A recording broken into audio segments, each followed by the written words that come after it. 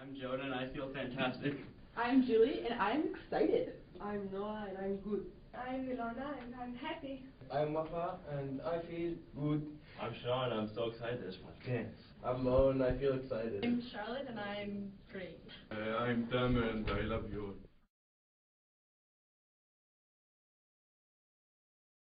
Peace Camp Ottawa started in 2004. It was where we had two students, an Israeli student and a student from Jordan, who were in the same English class in grade 11. And they had a conflict and immediately brought to them all the past, and they stopped communicating with each other.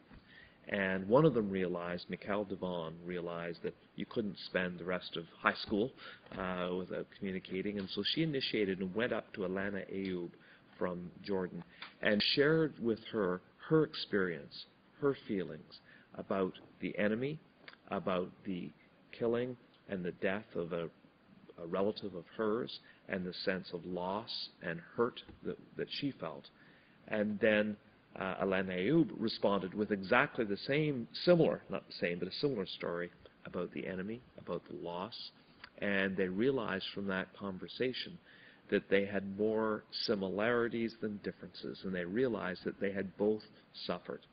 And they wanted other 16-year-olds and other adults to understand you can make a difference by having a dialogue, and by listening, by respect, and by a certain amount of trust that starts to build up through friendship.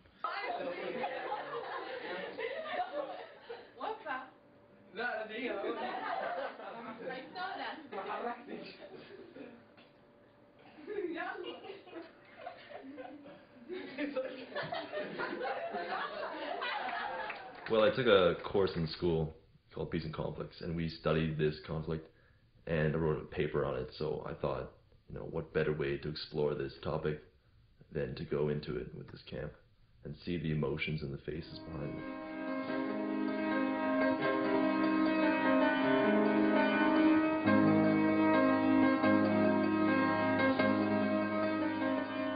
We see on TV and the media all these stories, and I can't really trust them. So I think seeing people, their faces, and hearing their stories, that's just going to give me a better sense of this. I really want to get that story from them. In school, I took a world issues course, and then I got assigned the Israel-Palestine issue. I was just really interested, and then I was at assembly, and then our headmaster told us about it. I'm like, oh, that's a really cool opportunity, and I get to stay at Ashbury and meet a bunch of new people and get some personal insights, and I was pretty moved by one of the projects. So I thought this would be a great extension of knowledge. I was really excited, I guess mostly because I just didn't know what to expect. There's a lot of people coming in from a pretty torn country, so I didn't know how they were going to treat each other or things like that, even though I knew that they knew each other beforehand.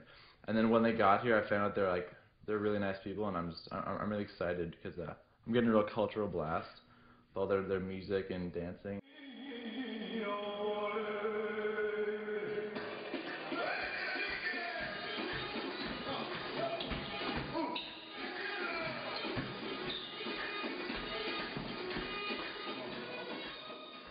We have 3 different languages here, and not all of us speak the 3. So yeah, that could be a really big barrier between us. And also the thoughts that people used to think about us before meeting us, that could cause serious problems, because I believe the way they treat us will really change after they meet us and know our real story and background. I hope that I understand how Canadians think about us and their opinions, and what do they think is the right thing to do to make peace. What are the right steps? The trips were really amazing. We learned new things, and we had the chance to check out different places in Canada. It was really a great method of kicking out these barriers, because communicating with each other without using language, it made us more comfortable with each other, and yeah, I'm sure this broke the barriers between us. It's very important to have a continuation to what we're doing, because if we don't,